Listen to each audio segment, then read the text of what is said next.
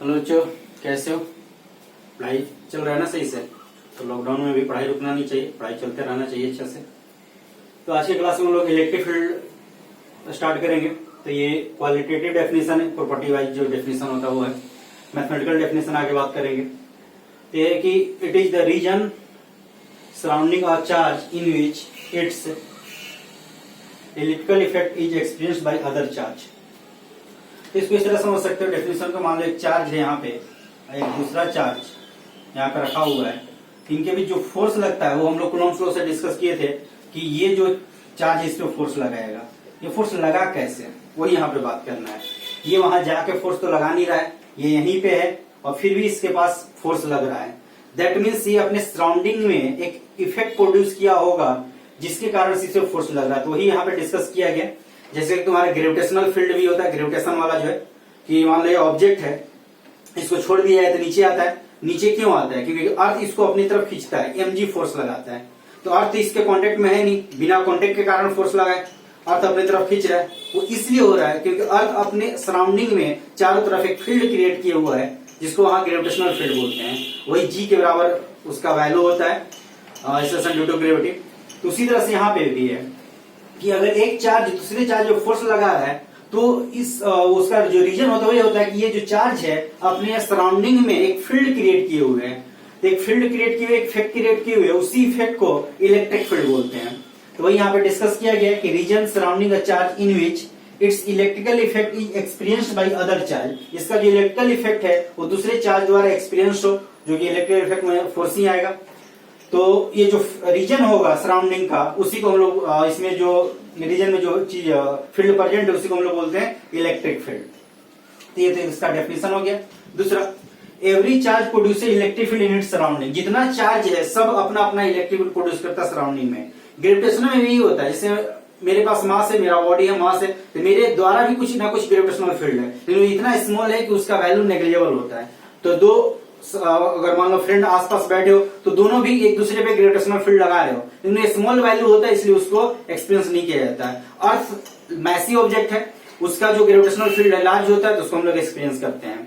तो इस तरह से चार्ज में भी हर चार्ज अपना अपना इलेक्ट्रिक फील्ड जो है जनरेट करता है। और बड़ा चार्ज होगा तो बड़ा जनरेट करेगा, छोटा चार्ज होगा तो छोटा फील्ड जनरेट करेगा, कम वैल्यू का फील्ड जनरेट करेगा, छोटा मतलब कम मैग्नीट्यूड का। तो ये होगा। तो every charge produce electric field in surrounding.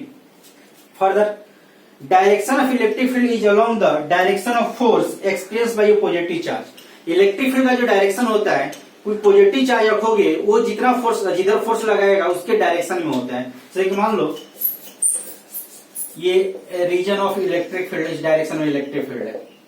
तो अगर यहाँ पे अगर पॉजिटिव चार्ज रखोगे तो इस पे फोर्स इधर लगेगा, Q अगर पॉजिटिव होगा, पॉजिटिव चार्ज रखा गया तो फोर्स इधर लगेगा।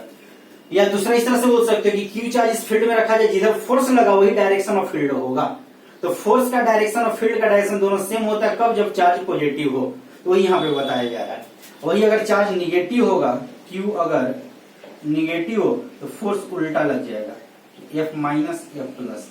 तो F प्लस जो होगा पॉजिटिव पे फोर्स होगा वो पैरेलल टू इलेक्ट्रिक फील्ड होगा, और F माइनस जो होगा वो एंटी पैरेलल को इस तरह से लिखते हैं, माइनस साइन देके, यहाँ माइनस यहाँ लगा दो, ये चीज होगा। तो पॉजिटिव पे जो फोर्स होगा वो इलेक्ट्रिक फील्ड के पैरेलल होगा, पॉजिटिव चार्ज पे फोर्स, और नेगेटिव चार्ज पे जो फोर्स होगा इलेक्ट्रिक फील्ड के एंटी पैरेलल होगा। तो वही चीज यहाँ पे लिखा गया है। तो ये नोट डाउन कर लो, आगे इसका हम लोग मैथमेटिकल डेफिनेशन की बात करेंगे।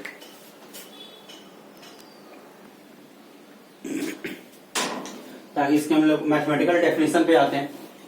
तो वैसे तो इलेक्ट्रिक फील्ड के नाम से ही जाना जाता है, लेकिन इसका जो वैल्यू कहीं भी किसी पॉइंट पर जो इलेक्ट्रिक फील्ड उसका एक्चुअल में स्ट्रेंथ ऑफ इलेक्ट्रिक फील्ड बोला जाता है। तो ये नाम भी ध्यान रखोगे, कभी कभी अगर ऐसा कुछ लिख दिया गया है तो वही चीज है, कुछ अलग नहीं है। जैसे मैक्सिमम टाइम हम लोग इलेक्ट्रिक फील्ड नहीं बोल देते हैं कि इलेक्ट्रिक फील्ड निकालो। अगर करेक्ट नेम की बात करोगे तो बोला जाएगा कि स्ट्रेंथ ऑफ इलेक्ट्रिक फील्ड निकालो। तो किसी पॉइंट पे जो इलेक्ट्रिक फील्ड का वैल्यू होता है उसी को स्ट्रेंथ ऑफ इलेक्ट्रिक फील्ड बोलते हैं। तो उसी का मैथमेटिकल डेफिनेशन की बात करें कि strength of electric field is defined as the magnitude of force experienced by ये unit positive charge, also called test charge. तो यूनिट पॉजिटिव चार्ज के द्वारा जो फोर्स एक्सपीरियंस किया जाएगा उसी को हम लोग बोलते हैं वहां का स्ट्रेंथ ऑफ इलेक्ट्रिक फील्ड, या सिंपली इलेक्ट्रिक फील्ड भी बोल सकते हो। और उस चार्ज को क्या बोला जाता है? Test charge. टेस्ट चार्ज इसलिए क्योंकि उसको इलेक्ट्रिक फील्ड टेस्ट करने के लिए, इलेक्ट्रिक फील्ड का पता करने के लिए यूज किया जाता है, इसलिए उसको टेस्ट चार्ज बोला जाता है। तो इसको हम लोग लिखेंगे तो इस तरह से लिख सकते हैं, ये डेफिनेशन नोट डाउन कर लोगे। इसको हम लोग इस तरह से लिख सकते हैं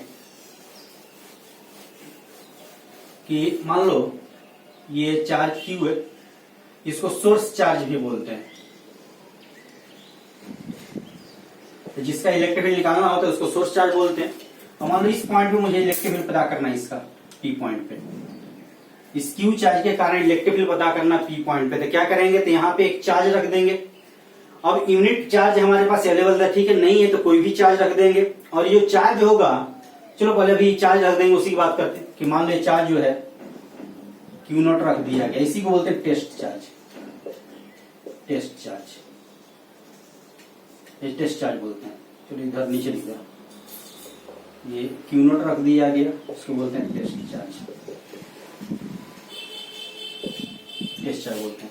अब इस पॉइंट का इलेक्ट्रिक फील्ड निकालेंगे कैसे, तो जो टेस्ट चार्ज है उसको कुछ ना कुछ फोर्स लगा होगा सोर्स चार्ज के द्वारा, तो जिसके कारण फील्ड निकालना है उसको हम लोग बोलते हैं सोर्स चार्ज। और जिस चार्ज को फील्ड निकालने के लिए यूज किया जाता है उसको हम लोग बोलते हैं टेस्ट चार्ज। तो ये इस पे फोर्स लगा रहा होगा, तो इलेक्ट्रिक फील्ड जो होगा, स्ट्रेंथ ऑफ इलेक्ट्रिक फील्ड उस पॉइंट पे होगा, क्या होगा, तो फोर्स पर यूनिट चार्ज। ये जो टेस्ट चार्ज लेते हैं पॉजिटिव लेते हैं, प्लस यहाँ लिख दे सकते हो, क्योंकि तभी उसके डायरेक्शन में फोर्स लगेगा, निगेटिव होगा तो उल्टे डायरेक्शन में फोर्स लग जाएगा। तो जो इलेक्ट्रिक फील्ड होगा फोर्स पर यूनिट चार्ज होगा। अब जो ये चार्ज होता है ये वेरी वेरी स्मॉल लिया जाता है। इसका क्यों लिया है तो उसकी बात कर लेते हैं। पहले तो अगर इसी को लिमिट वाइज लिखा जाता है तो इस तरह से लिख सकते हो, टेस्ट चार्ज इज, अच्छा यहाँ जो यूनिट चार्ज की बात किया गया, अगर मान लीजिए 1 यूनिट लोगे तो तुमको डिवाइड नहीं करना पड़ेगा। तो मतलब 10 यूनिट है तो 10 से डिवाइड कर लो, तो 10 यूनिट पे इतना फोर्स, तो 1 यूनिट पे कितना फोर्स, तो इसलिए उसको डेफिनेशन में यूनिट पॉजिटिव चार्ज बोल जाता है। या ये भी बोल सकते हो force per unit charge electric field हो जाएगा, तो ये भी बात किया जा सकता है। तो उसी को यूनिट पॉजिटिव चार्ज बोल जाता है कि यूनिट पॉजिटिव चार्ज पे जो फोर्स लगेगा वही उस पॉइंट का इलेक्ट्रिक फील्ड होगा।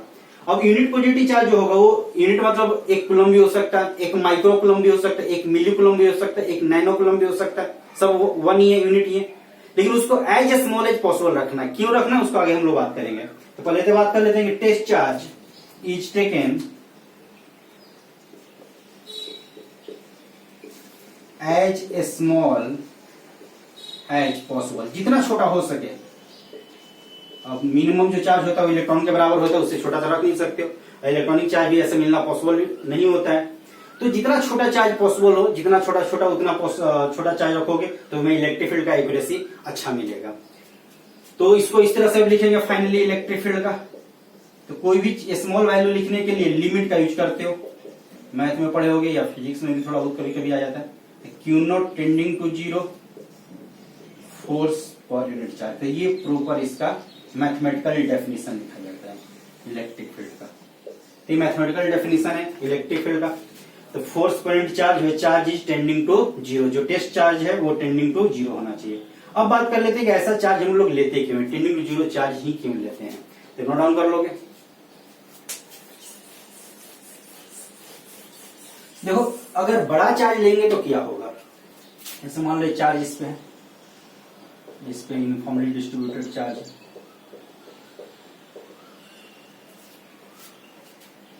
और यह सरफेस में ही मान सकते, सरफेस में ही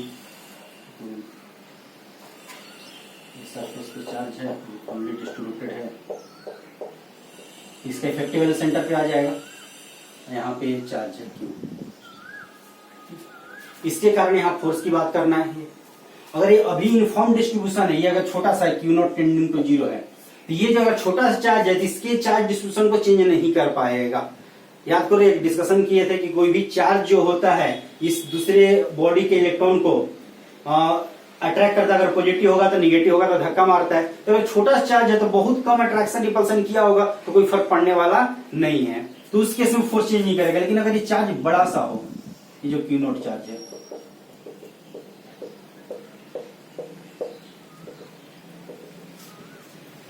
ये Q0 चार्ज हो, ये Q के कंपेरेबल हो, मान लो Q है, ये भी कुछ मान के चलो Q/2 वगैरह कुछ ऐसे हो। यहाँ जो है Q है, यहाँ Q0 जो है very very less than Q है, तो वेरी वेरी स्मॉल का मतलब ये किसके कंपेयर में छोटा होना चाहिए, ठीक है।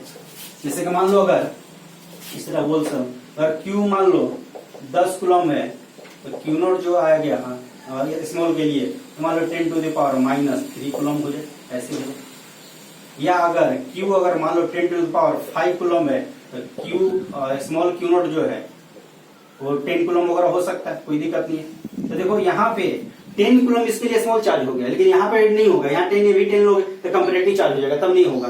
तो रिलेटिवली स्मॉल होना चाहिए। अगर इतने का इलेक्ट्रिक फील्ड निकालना है तो ये टेस्ट चार्ज ले सकते हो, कोई दिक्कत नहीं है, लेकिन इतने का इलेक्ट्रिक फील्ड निकालना है तो फिर ये टेस्ट चार्ज लेना होगा। अब इसके कंपेयर में ये भी ले लो तो और अच्छा है, इसलिए एकदम छोटा लेते हैं, जितना छोटा पॉसिबल होगा। अगर ये capital Q value 10 to the power 5 coulomb है और Q not value 10 to the power -3 coulomb ले लो, कोई दिक्कत हो गया क्या, कोई दिक्कत नहीं, और ही अच्छा हो गया, बहुत ही छोटा हुआ, अब तो इफेक्ट और भी कम होगा। ये थोड़ा बहुत चेंज भी किया होगा उसके इलेक्ट्रॉन को, ये तो एकदम ही नहीं करेगा। तो जितना ही छोटा लोगे एक्यूरेसी उतना ही ज्यादा आएगा इलेक्ट्रिक फील्ड का। तो ये क्या करेगा कि यहाँ पे जो इलेक्ट्रॉन है इसको अपने तरफ खींचेगा, अगर पॉजिटिव चार्ज है तो डिस्ट्रीब्यूशन का क्या करेगा, यहाँ कुछ माइनस चार्ज आ जाएगा और इधर कुछ प्लस चार्ज आ जाएगा। तो इसके कारण जो यहाँ फोर्स का वैल्यू होगा, जैसे मान लो यहाँ फोर्स F1 है, यहाँ फोर्स जो होगा F2 हो जाएगा। तो जो इफेक्टिव वैल्यू है अभी यहाँ पे सेंटर की बात करोगे तो ये R हुआ R1। जैसे मान लो पूरा चार्ज है तो उसको इफेक्टिवली सेंटर पर रख सकते हैं, तो ये इतने दूरी हुआ इनके बीच का। अब देखो इस पे पॉजिटिव चार्ज पीछे की ओर भाग गया और नेगेटिव चार्ज हुआ, तो ओवरऑल चार्ज का डिस्ट्रीब्यूशन तो पीछे ना भाग गया। तो ओवरऑल चार्ज का डिस्ट्रीब्यूशन अगर पीछे भाग गया, ये R2 है तो R2 क्या ग्रेटर देन R1 होगा, तो R2 क्या हो जाएगा ग्रेटर देन R1, मतलब जो है F2 दूरी अगर ज्यादा हुआ तो फोर्स कम होगा, तो F2 लेस देन F1 आएगा। मतलब इलेक्ट्रिक फील्ड अगर यहाँ E1 है, यहाँ पे E2 है, तो E2 जो होगा लेस देन E1 होगा। अगर एक कंपेरेबल वैल्यू डिस्ट्रीब्यूशन नहीं हुआ, ये नहीं आया, तो इसको एक काम करो, इस तरह से लिखो, ये इस वाले वैल्यू की बात कर, कैपिटल को ये हो गया Q not equal to comparable Q/2, ऐसे कर लो। तो ये वाला जो वैल्यू इसके अकॉर्डिंग अगर लेके चलोगे तो ये चार्ज खींचेगा, लेकिन यहाँ पे न के बराबर खींचेगा, लेकिन यहाँ पे ज्यादा खींच लेगा इलेक्ट्रॉन का। तो यहाँ डिस्ट्रीब्यूशन जो है उसको चेंज कर देगा, तो इफेक्टिवली जो पॉजिटिव चार्ज का वैल्यू पीछे भाग जाएगा। इस प्लस के कारण प्लस प्लस धक्का मारा, इस तरह से ध्यान दे सकते हो। और माइनस हुआ तो फिर आगे की ओर भाग जाएगा, फिर दूरी घट जाएगा तो फील्ड बढ़ भी जाएगा। तो ये भी पूछा जाता है कभी बार स्मॉल क्वेश्चन में कि इनके बीच का फोर्स या यहाँ का जो फील्ड है, मोस्टली फोर्स पे पूछ दिया जाता है कि फोर्स जो होगा अगर कंपेरेटिव चार्ज हो तो बढ़ेगा, अगर पॉइंट चार्ज ऐसा फोर्स निकाले उसके कंपेयर में, या घटेगा। तो दोनों पॉइंट चार्ज अगर छोटा सा डायमेंशन का हो तो फर्क नहीं पड़ने वाला, लेकिन अगर बड़ा डायमेंशन का हो तब फर्क पड़ेगा।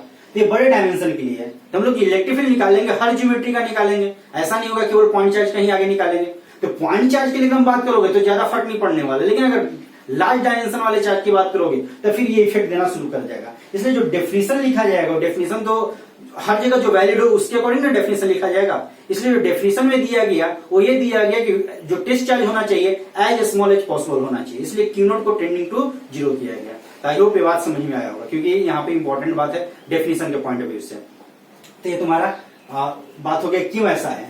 तो ये लार्ज अगर स्मॉल वैल्यू होगा तो डिस्ट्रीब्यूशन ऑलमोस्ट अनचेंज होगा, तो यूनिफॉर्म हो जाएगा, ये यूनिफॉर्म ही रहेगा। ये जो डिस्ट्रीब्यूशन हो जाएगा ये नॉन यूनिफॉर्म हो जाएगा, कंपेरेबल हो जाएगा। तो नॉन यूनिफॉर्म हो जाएगा। इफेक्टिव वैल्यू यहाँ पे जो सेंटर, यहाँ सेंटर, यहाँ सेंटर से पीछे भाग जाएगा, जो इस पूरे चार्ज का जो इफेक्टिव वैल्यू होगा, तो पूरे चार्ज का इफेक्टिव वैल्यू यहाँ चला जाएगा। तो जो दूरी है वो बढ़ जाएगा, दूरी होगा बढ़ गया तो फोर्स घट जाएगा। ये फील्ड जो यहाँ से कम रिकॉर्ड होगा, तो एक्चुअल में फील्ड कुछ और होगा, रिकॉर्ड कुछ और होगा। ये टेस्ट चार्ज होगा तो इतना फील्ड रिकॉर्ड होगा, और अगर ऐसा कुछ चार्ज होगा तो इतना फील्ड रिकॉर्ड होगा, E2 फील्ड रिकॉर्ड होगा, और टेस्ट चार्ज में 1 फील्ड रिकॉर्ड होगा। तो मान लो ये 100 फील्ड रिकॉर्ड हुआ, हो सकता है 99, 98 रिकॉर्ड हो, तो ऐसा कुछ रिकॉर्ड होगा। ठीक है, समझ में आ गया। आगे बढ़ते हैं, अब इनका फार्मूला लिख लेते हैं एंड देन, और ये सब भी कंपैरेटिव जो लार्ज है स्मॉल कंपैरेटिव होता है, ये 11th में भी बहुत बार डिस्कशन में आया होगा ऐसा। तो फार्मूला लिख लेते हैं। तो जो फार्मूला है E का वो है सिंपल, अगर इसको लिखे तो F/Q लिख सकते हैं Q नॉट की जगह। तो क्या फार्मूला बन जाएगा, F equal to Q into, यही फोर्स का फार्मूला होगा। तो किसी भी चार्ज पे फोर्स निकालना है तो क्या करोगे, तो चार्ज में इलेक्ट्रिक फील्ड को मल्टीप्लाई कर दो, वहां से फोर्स निकल जाएगा। इसे ग्रेविटेशनल फील्ड में करते थे M इंटू जी, यहाँ Q इंटू E हुआ तो वही G जैसा ही है। तो force equal to Q into E होगा। क्यू पॉजिटिव होगा तो फील्ड के डायरेक्शन में फोर्स लगेगा, क्यू निगेटिव होगा तो फील्ड के उल्टे डायरेक्शन में फोर्स लगेगा। तो ये वैल्यू हो जाएगा, ये फार्मूला हो जाएगा फोर्स का। अच्छा बताओ एसआई यूनिट ऑफ ई क्या होगा? ई का एसआई यूनिट देखो, फोर्स का पता है, चार्ज का पता है। फोर्स का क्या होता है? न्यूटन। चार्ज का क्या होता है? कूलम। तो क्या एसआई यूनिट जो है न्यूटन पर कूलम हो जाएगा। और एक और यूनिट होता है जो कि आगे फार्मूला आएगा, उसमें तुम्हें पता चलेगा क्यों होता है। अभी बस यहाँ पे बता दे रहा हूं, वोल्ट पर मीटर। ये मीटर है, वी वोल्ट। वोल्ट वही जो पोटेंशियल डिफरेंस करंट इलेक्ट्रिसिटी में आएगा। रेजिस्टर है, पोटेंशियल डिफरेंस 5 वोल्ट 10 वोल्ट, या बैटरी का ईएमएफ 5 वोल्ट 10 वोल्ट ऐसा कुछ है, तो वही वोल्ट है। तो वोल्ट पर मीटर भी होता है। यहाँ के लिए न्यूटन पर कूलम तो दिख ही रहा होगा, वो फोर्स का न्यूटन, और चार्ज का कूलम तो न्यूटन पर कूलम हो जाएगा। ये इसका एसआई यूनिट होता है। तो सबसे पहले हम लोग कुछ क्वेश्चन कर लेते हैं इसमें, इस वाले फार्मूला के भी जो कि हमें इलेक्ट्रिक फील्ड दिया है, देन फोर्स निकालना, उस पर बेस्ट डिस्कशन कर लेते हैं। और फिर बात करेंगे इलेक्ट्रिक फील्ड निकलेगा कैसे। अभी मान लेते हैं हमारे पास इलेक्ट्रिक फील्ड है, कैसे भी आया, जो है जो भी वैल्यू है उस दिया हुआ है किसी भी तरह से, जहां से भी आ रहा हो। और अगले डिस्कशन हम लोग निकालने का करेंगे कि पॉइंट चार्ज का कैसा होगा, रिंग का कैसा होगा, डिस्क का कैसा होगा, लाइन चार्ज का कैसा होगा, वो सब हम लोग निकालेंगे। तभी पहले क्वेश्चन कर लेते हैं कि इलेक्ट्रिक फील्ड गिवन हो, देन फोर्स का कुछ डिस्कशन कर लेते हैं।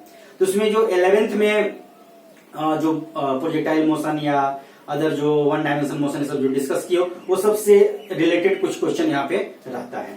तो ये नोट डाउन कर लोगे, क्वेश्चन में लिख रहा हूं।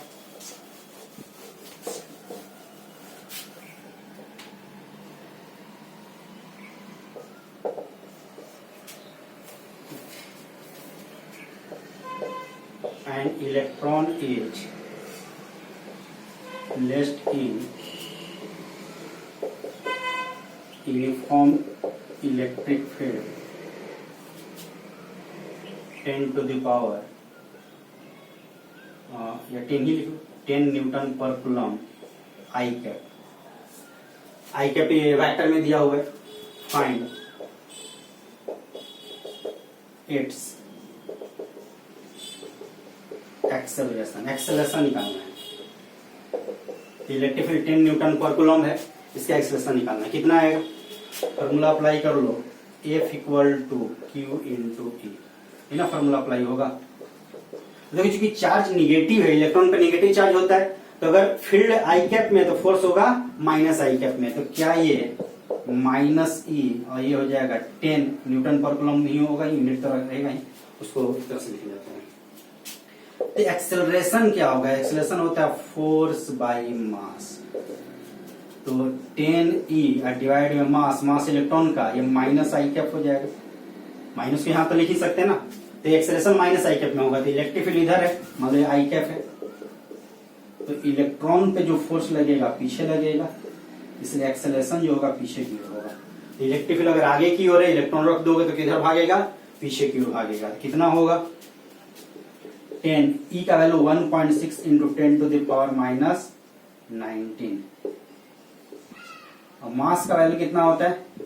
9.1 into 10 to the power minus 31 kg। ये माइनस आई के होगा। तो देख लो एक्सेलरेशन कितना आएगा। लगभग ये वैल्यू जो है पावर पे मैं कर दे रहा हूँ, ये कैलकुलेट कर लोगे। पावर पे कितना आएगा? 10 टू द पावर 31, ऊपर गया 32 हो जाएगा। 32 में 19 माइनस कर लो, ये कितना आ जाएगा? 13 आएगा। क्या 9 3 12 1 2 3, ठीक है 13। 10 टू द पावर 13 इतना मीटर पर सेकेंड स्क्वायर आएगा माइनस आई कैप में।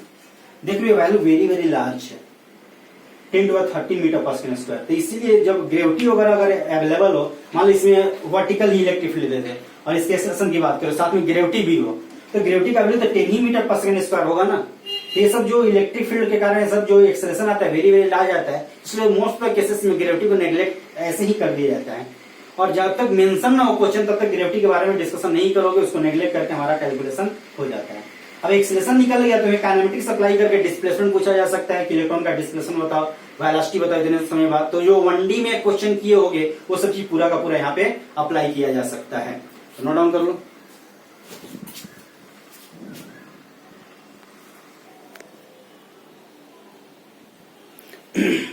तो क्वेश्चन ये, अब देखो इसमें ध्यान से देखो तो प्रोजेक्टाइल का डिस्कशन है आएगा। एक चार्ज है जिसका मास m है, चार्ज q है, थीटा एंगल है, u से फेंका गया है, इलेक्ट्रिक फील्ड वर्टिकल डायरेक्शन में है। तो इलेक्ट्रिक फील्ड वर्टिकल डायरेक्शन में तो ये ऐसे जाएगा जैसे ग्रेविटी में होता था, ग्रेविटी नीचे की ओर है तो प्रोजेक्टाइल वाला डिस्कशन होता था। तो तुम्हें मैक्सिमम हाइट निकालना, टाइम ऑफ फ्लाइट निकालना, हॉरिजॉन्टल रेंज निकालना। अब यहाँ ग्रेविटी को नेग्लेक्ट करोगे क्योंकि अभी दिखाया कि एक्सेलरेशन वेरी वेरी लार्ज हो जाता है, तो कुछ उसके बारे में ग्रेविटी का नहीं दिया तो ग्रेविटी को तुम नेग्लेक्ट करके सोल्व करोगे। तो ग्रेविटी के इक्विवेलेंट अगर बात की जाए तो जी कितने के बराबर होगा, तो जो फोर्स लगेगा अगर ध्यान दो तो कितना होगा, क्यू। फोर्स कितने बराबर होता है, क्यू इंटू ए। किस डायरेक्शन में फोर्स लगेगा, डाउनवर्ड डायरेक्शन में। अब चूंकि कुछ नहीं गिवन है तो पॉजिटिव चार्ज मानना है, तो ये पॉजिटिव चार्ज निगेटिव हुआ तो उधर भाग जाएगा, वो उसी पैटर्न पे दिया है। मान लो दिया हुआ है पॉजिटिव चार्ज है, जो चार्ज है वो पॉजिटिव है, प्लस चार्ज है। तो प्लस चार्ज है तो ये अगर इलेक्ट्रिक फील्ड नहीं होता, कुछ भी नहीं होता तो सीधे जाता। अब इलेक्ट्रिक फील्ड है तो इसको इसकी तरफ मोड़ेगा, जो ग्रेविटी काम करता है, मोड़ के प्रोजेक्टाइल बनाता है। तो एक्सेलरेशन जो होगा कितना आएगा, F/m हो जाएगा qv/m। यही इफेक्टिव ग्रेविटी हुआ, जी यहाँ का होगा इफेक्टिव जी, डाउनवर्ड डायरेक्शन में qv/m। तो जो भी वहां फॉर्मूला था उसमें जी के वैल्यू को qv/m से रिप्लेस कर दो, तुम्हारा आंसर आ जाएगा। तो प्रोजेक्टाइल वगैरह बेस्ट की क्वेश्चन यहाँ पे किया जाता है। तो क्या फॉर्मूला था मैक्स एच मैक्स का, u square sine square theta by 2 g effective gravity 2g था। तो g के जगह इफेक्टिव ग्रेविटी पुट कर लो, कितना आएगा, u square sine square theta by 2 और qv, m ऊपर चला जाएगा, क्या चला जाएगा, m ऊपर चला गया तो m उसका sign square theta by 2qe। ये पहला हो गया। दूसरा टाइम ऑफ फ्लाइट निकाल के बताओ, देखो कितना आएगा, वीडियो पॉज करके निकाल सकते हो। टाइम ऑफ फ्लाइट का फॉर्मूला था 2u sine theta by G effective, तो कितना आएगा, ये जो m ऊपर चला जाएगा तो 2mu sine theta by q. Third question है हॉरिजॉन्टल रेंज। हॉरिजॉन्टल रेंज का फॉर्मूला क्या था, तो था u square sine 2 theta by G. Put कर लो तो रेंज का फॉर्मूला आ जाएगा mu square sine 2 theta by q. तो प्रोजेक्टाइल का ऐसा जो डिस्कशन है उसी से रिलेटेड हो गया कि इलेक्ट्रिक फील्ड दिया हुआ है तो ग्रेविटी जैसा वर्क कर लेना। तो कहीं भी इलेक्ट्रिक फील्ड दिया तो ये एक्सेलरेशन है ग्रेविटी के इक्विवेलेंट करके वहां से ये डिस्कशन तुम कर सकते हो। 1D है तो सिंपल जो एक्सेलरेशन पहले था उसके अकॉर्डिंग। प्रोजेक्टाइल वगैरह में है तो ये यहाँ से ग्राउंड टू ग्राउंड प्रोजेक्टाइल हुआ, या टावर वाला भी रहता है, वैसा भी चलो अगला क्वेश्चन करा दूंगा। तो उस टाइप से जो क्वेश्चन होगा सब में जी इफेक्टिव को रिप्लेस कर दो qv/m से, वहां से आंसर आ जाएगा। तो नोट डाउन कर लो, आगे बात करते हैं।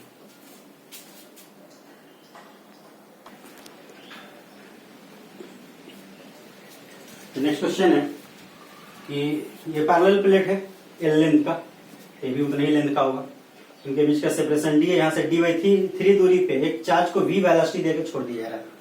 माइनस क्यू चार्ज है, मास m है, इलेक्ट्रिक फील्ड ऊपर की ओर है। अब इलेक्ट्रिक फील्ड है तो इलेक्ट्रिक फील्ड फोर्स लगाएगा तो वो जो चार्ज है सीधे नहीं जाने वाला, या तो ऊपर की ओर डिफ्लेक्ट करेगा या नीचे की ओर डिफ्लेक्ट करेगा। अब क्वेश्चन ये है कि मिनिमम वैल्यू ऑफ v निकालना so that charge does not collide with parallel plate, collide ना करे। अब मान लो ऐसे भी हो सकता है, ऐसे भी हो सकता है, तो ये आगे से निकल जाए या उधर जाए तो उधर ऐसे निकल जाए, तो कोलाइड ना करे उसके लिए क्या होगा, मिनिमम वैल्यू भी। तो वीडियो पॉज कर लो और सोल्व करने की कोशिश करो। वही प्रोजेक्टाइल वाला फॉर्मूला लगाओगे कुछ है तो देखो कौन सा लगेगा, जो पहले बताया वही लगेगा, कोई गारंटी नहीं, कुछ और भी लग सकता है प्रोजेक्टाइल का फॉर्मूला। तो देखो बनेगा कि नहीं बनेगा, बनना चाहिए वैसे। और ये ध्यान देना होगा कि ऊपर की ओर डिफ्लेक्ट करेगा कि नीचे की ओर डिफ्लेक्ट करेगा, ध्यान दोगे, क्योंकि ये d/3 है तो ये 2d/3 हो जाएगा। तो ऊपर की ओर में अलग वैल्यू आएगा, नीचे की ओर में अलग वैल्यू आएगा। तो सबसे पहले यही देखोगे। तो पॉज करके ट्राई करो। चलो अब देखो ट्राई कर लिए होगे। देखो ये चार्ज पे माइनस साइन है, इलेक्ट्रिक फील्ड ऊपर है तो फोर्स किधर लगेगा, नीचे। तो फोर्स नीचे लगेगा तो एक्सेलरेशन जो है वो तो फोर्स बाय मास होता है। तो फोर्स जो है qv मास m किस डायरेक्शन में, तो डाउनवर्ड डायरेक्शन में। तो इलेक्ट्रिक फील्ड ऊपर है तो फोर्स किधर लगने वाला है, नीचे। एक तरह से एरो साइन लगा सकते हो, यहाँ डायरेक्शन दे दिया तो यहाँ पे एरो लगाने की जरूरत नहीं है। तो क्यूवी बाई एम तो होगा, लेकिन किस डायरेक्शन में होगा? डाउनवर्ड डायरेक्शन में।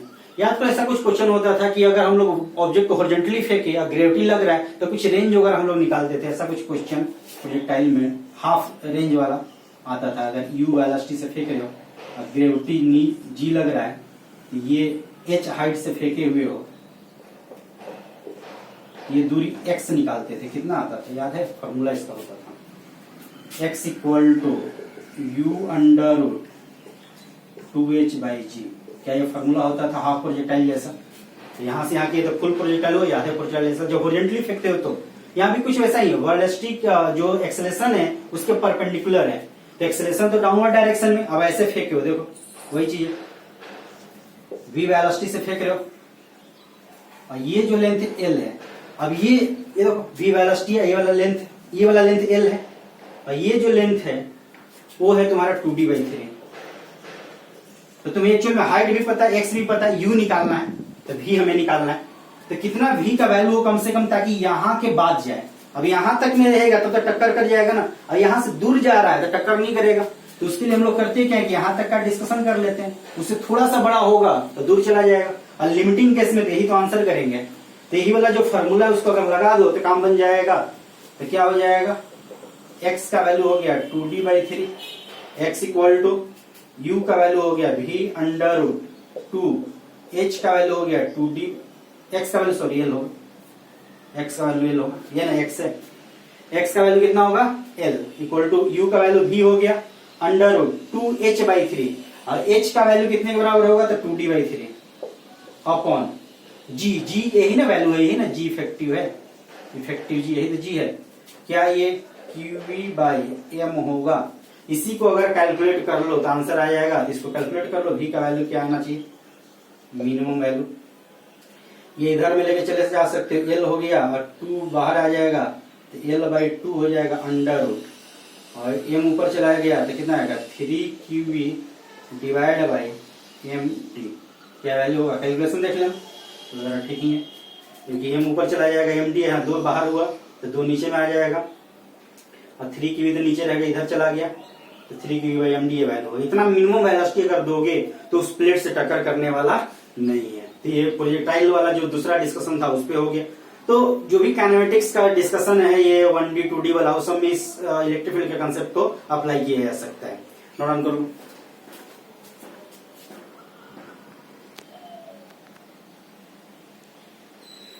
क्वेश्चन है कि E का वैल्यू निकालना है ताकि चार्ज Q जो है वो रेस्ट में रहे। ये जो चार्ज Q है इंक्लाइन प्लेन है, ये μ0 फ्रिक्शन से एंगल थीटा है, चार्ज Q रेस्ट में रहे। अब देखो इस क्वेश्चन में अगर ग्रेविटी यहाँ तो चलो मैं दिखा दी, नहीं भी दिया होगा तो हमें लेना ही पड़ेगा, क्योंकि चार्ज Q फोर्स इधर लगाएगा तो ऊपर की ओर भाग जाएगा, उसको बैलेंस तो mg ने किया होगा। तो ऐसे क्वेश्चन में तो हमें ग्रेविटी को काउंट करना पड़ेगा, और यहाँ दिखा भी दिया गया है। ठीक है, तो वही एफबीडी करना होगा जो इंक्लाइन प्लेन पे करते थे। अगर कोई इंक्लाइन प्लेन पे चार्ज लगाना है, कुछ फोर्स वगैरह लगा करते थे, वही फोर्स का काम यहाँ पे इलेक्ट्रिक फील्ड करेगा। इसे फोर्स क्या क्या लगेगा? एक तो लगेगा mg और दूसरा लगेगा qv, q छोटा वाला है, चार्ज पॉजिटिव है, प्लस अंदर में इंडिकेट भी किया गया तो पॉजिटिव चाहिए। 2 फोर्स लगेगा, तीसरा लगेगा नॉर्मल फोर्स जो कि सरफेस के परपेंडिकुलर है। ये इसका फ्री बॉडी डायग्राम हो गया। अब इसको इक्विलिब्रियम करना है, तो मतलब ना ऊपर जाना ना नीचे जाना है, तो इंक्लाइन प्लेन के अलाउंग कंपोनेंट को ब्रेक कर लो और उसको बराबर कर दोगे तो इक्विलिब्रियम हो जाएगा। अब ये अगर एंगल थीटा है तो ये जो एंगल होता है वो थीटा होता है, इधर ये वाला एंगल थीटा होगा तो कंपोनेंट क्या बनेगा? कंपोनेंट थोड़े हो गए। तो इधर होता है mg का cos थीटा, इधर होता है mg का sin थीटा, क्योंकि ये जो एंगल बनता है ध्यान रखोगे, जो लोग जानते हो ठीक है।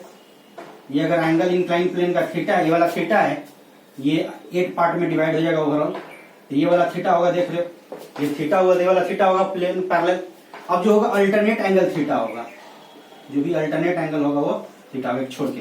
तो देखो ये वर्टिकली mg लगा, mg से जो ये परपेंडिकुलर नॉर्मल हुआ, ये एंगल थीटा बनेगा, इधर थीटा बना, ये वाला जो हो गया तो थीटा हो गया, ये थीटा है तो थीटा वैसे भी होगा, तो अल्टरनेट एंगल थीटा होता है, याद रखोगे। तो इधर हो जाएगा mg का साइन थीटा, इधर cos थीटा होगा, 2 कंपोनेंट आएगा, एक mg का एक qv का, हमें उससे मतलब नहीं है। ये थीटा है, qv का cos थीटा, जो कंपोनेंट काम का उसके लिखो, इधर बैलेंस ही करना है, नॉर्मल तो निकालना नहीं है। तो नॉर्मल इन दोनों के कंपोनेंट के सम के बराबर हो गया। mg का cos थीटा प्लस qv का sin थीटा, वही नॉर्मल होगा, नॉर्मल पूछेगा तो। अगर इधर नहीं मूव कर रहा है तो दोनों आपस में बराबर होगा, क्योंकि ये बड़ा होगा तो ऊपर भाग जाएगा, ये बड़ा होगा तो नीचे आ जाएगा। इसका मतलब ये हो गया कि qv का cos थीटा बराबर होगा mg का sin थीटा। मतलब इलेक्ट्रिक फील्ड का वैल्यू कितना आ जाएगा, mg बाई q का tan थीटा, ये वैल्यू होगा। तो इतना अगर इलेक्ट्रिक फील्ड अप्लाई करोगे तो उस केस में जो चार्ज होगा वो इक्विलिब्रियम में रहेगा। तो नोट डाउन करो।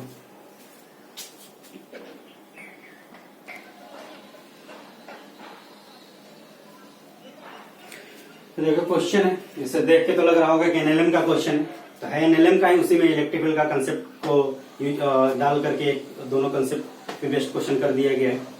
तो देखो ये म्यू 0.5 है, ये 5 kg का ब्लॉक है और इसको इस तरह से लटका दिया। यहाँ पे एक और ब्लॉक है जिसपे कि चार्ज दिया, पॉजिटिव चार्ज क्यू दिया गया, वो क्यू हमें नहीं पता। मास जो है 2 kg का है और इलेक्ट्रिक फील्ड है 100 न्यूटन पर कूलम नीचे की ओर। ऐसा मान के चलना है कि ये सब कंडक्टिंग नहीं है, चार्ज इधर उधर नहीं भाग रहा है। अब वायर होगा कंडक्टिंग तो चार्ज तो भाग जाएगा, तो रस्सी है नॉन कंडक्टिंग तो होता ही है, पुली वगैरह सब नॉन कंडक्टिंग है, लकड़ी वगैरह का बना होगा, तो इलेक्ट्रिक फील्ड इस चार्ज पे केवल लगेगा। अब ऐसे क्वेश्चन में ग्रेविटी नहीं भी दिया रहेगा तो हमें ग्रेविटी को काउंट करना पड़ेगा, क्योंकि ग्रेविटी नहीं होगा तो इसका जो कंपोनेंट, इसका जो mg का चीज नहीं रहेगा तो इलेक्ट्रिक फील्ड तो इसको ऐसे ही भगा देगा। अच्छा क्वेश्चन क्या हो, देखो क्वेश्चन ये है कि find value of q if 5 kg block just start to move up the inclined plane।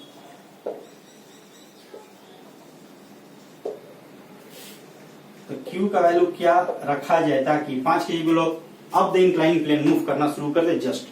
तो वैसे में लगभग नेगेटिव वेलोसिटी की बात करोगे, मतलब ये हुआ कि ऊपर जाएगा तो फ्रिक्शन किधर लगेगा, नीचे। और किस नेचर का लगेगा, काइनेटिक। चूंकि काइनेटिक नहीं दिया तो उसके लिमिटिंग को हम लोग डिस्कशन कर लेंगे। तो ये हमें वैल्यू निकालना है, तो हमें चार्ज का वैल्यू निकालना है, जो चार्ज का वैल्यू कितने के बराबर होगा। अब देखो यहाँ पे तुम्हें एनएलएम का भी लगेगा डिस्कशन, फ्रिक्शन का भी लगेगा। टेंशन में जो करते हो कि यहाँ टी और यहाँ टी, तो यहाँ क्या होगा 2t की t/2, तो सब भी डिस्कशन लगेगा। इलेक्ट्रिक फील्ड का जो फोर्स का डिस्कशन वो भी लगेगा। तो एक्स्ट्रा चीज एक्चुअली में इलेक्ट्रिक फील्ड का फोर्स ही है, अदरवाइज तो एनएलएम का ही क्वेश्चन है। यहाँ mg इसका भी लेना होगा, इसका भी लेना होगा, तो एफबीडी पूरा ड्रॉ करना होगा, उसको सोल्व करना होगा। तो ये QV एक एक्स्ट्रा लगा करके तुम्हें डिस्कशन करोगे तो वहां से वैल्यू आ जाएगा। तो चलो ट्राई कर सकते हो, बता ही दिए, ट्राई करो, उसके बाद देखते हैं। तो देखो चलिए यहीं पे मैं कर दे रहा हूँ, कम इसमें हो जाएगा। तो इसका जो mg है, इसका क्या क्या फोर्स लगेगा, इस mg 5 kg का,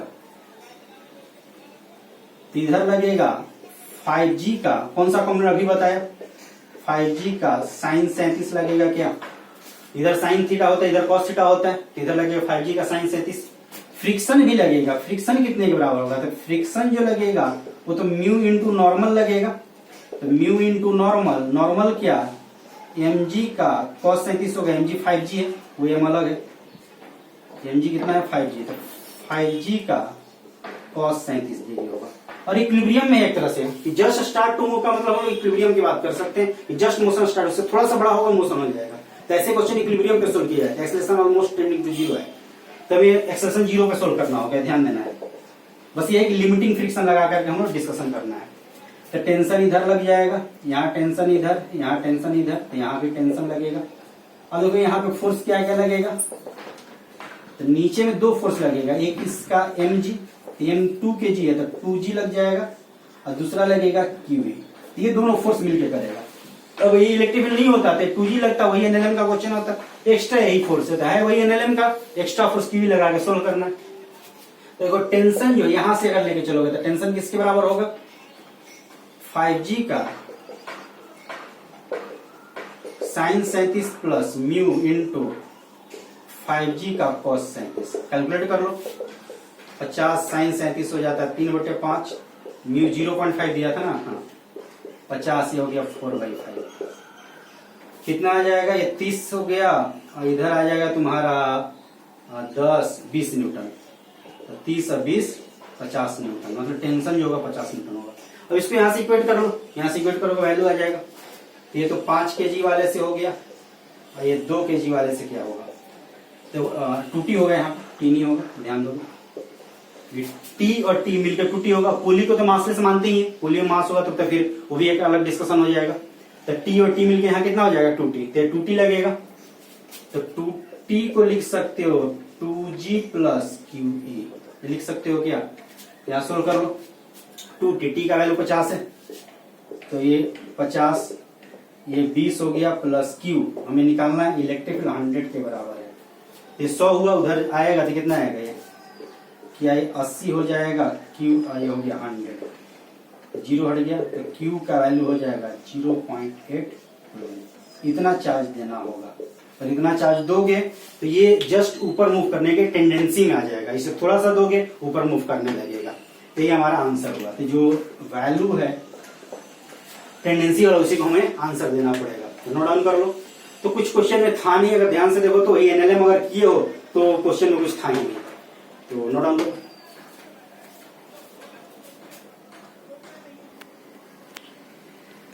तो नेक्स्ट क्वेश्चन है, एक सिंपल पेंडुलम है जिसमें चार्ज Q है, मास m है और ग्रेविटी है। इसका टाइम पीरियड निकालना है सिंपल पेंडुलम का। तो time period of simple pendulum पहले भी पता होगा कितना होता है। तो केवल ग्रेविटी होता तब तो ऐसा हो जाता है, लेकिन यहाँ इलेक्ट्रिक फील्ड भी है। तो एक बार इलेक्ट्रिक फील्ड अपवर्ड लेना है, एक बार इलेक्ट्रिक फील्ड डाउनवर्ड लेना है, एक बार इलेक्ट्रिक फील्ड हॉरिजॉन्टल लेना है। तो 3 इलेक्ट्रिक फील्ड का वैल्यू है, तीनों में टाइम पीरियड का वैल्यू निकालना है, कितना टाइम पीरियड होगा। तो ट्राई कर सकते हो, ज्यादा कुछ नहीं है। अगर टाइम पीरियड में जी के वैल्यू को रिप्लेस करने आता होगा तो तुम सोल्व कर सकते हो।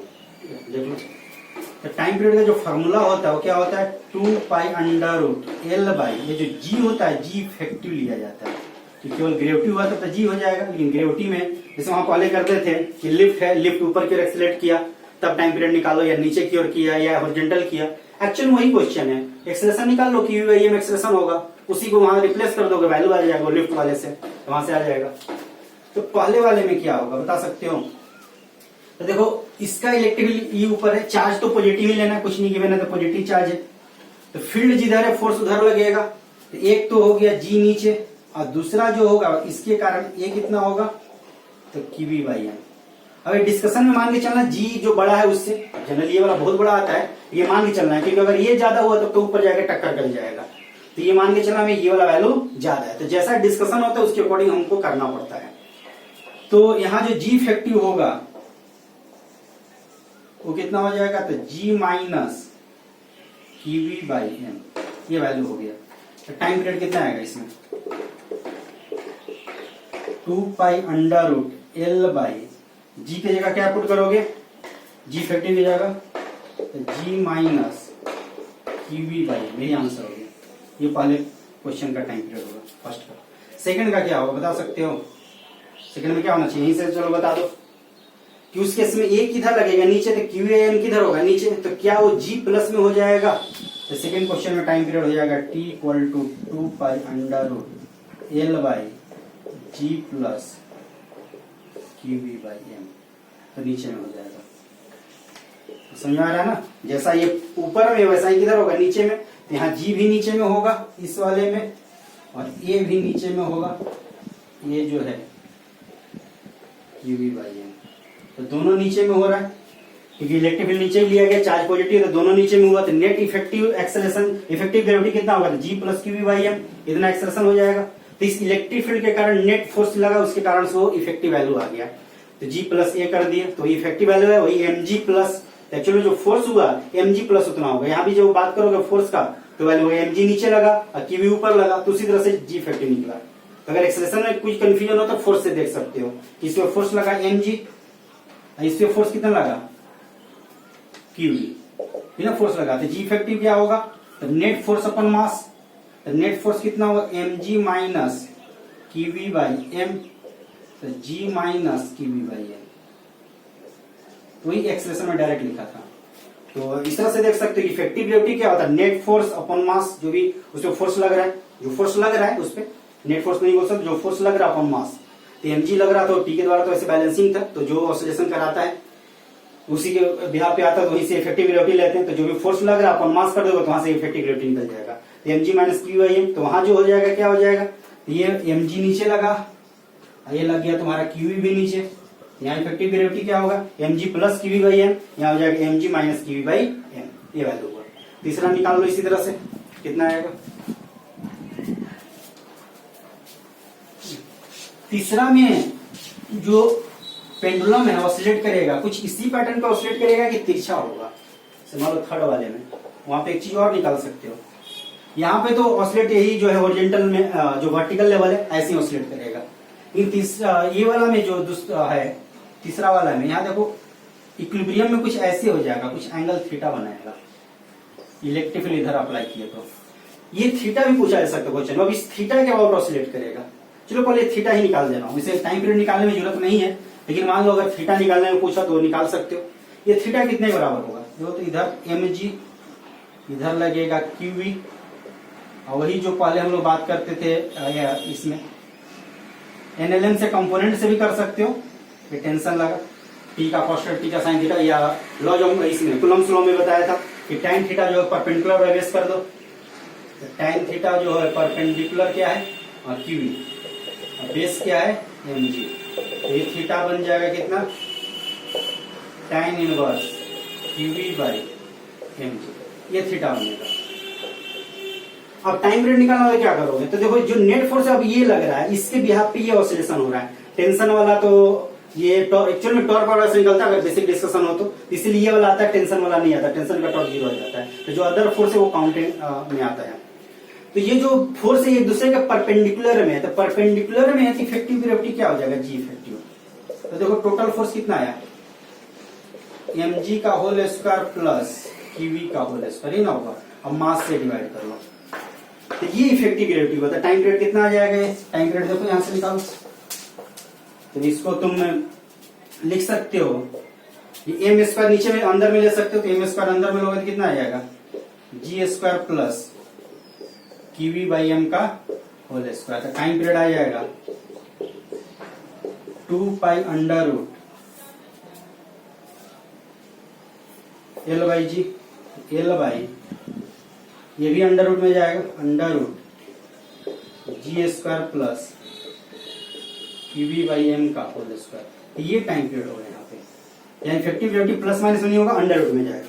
ये डिस्कशन हो गया तुम्हारा, ये टाइम पीरियड इसमें निकाल दिया। तो कुछ क्वेश्चन हुआ इसमें इलेक्ट्रिक फील्ड से रिलेटेड था, क्योंकि पुराने जो 11th का था तुम्हारा काइनेमेटिक्स की बात कर ली है, 1D 2D projectile, NLM, friction भी आ गया, तो सब डिस्कशन को तुम यहाँ पे यूज कर सकते हो। टाइम पीरियड वगैरह कैलकुलेशन भी आ गया, तो सब कर सकते हो। आगे क्लास में एक दो वेरिएबल इलेक्ट्रिक फील्ड पर क्वेश्चन करा दूंगा, देन फिर हम लोग पॉइंट चार्ज और लाइन चार्ज और रिंग वगैरह के इलेक्ट्रिक फील्ड निकालने की बात करेंगे। चलो ठीक है, नोट डाउन कर लो। Thank you.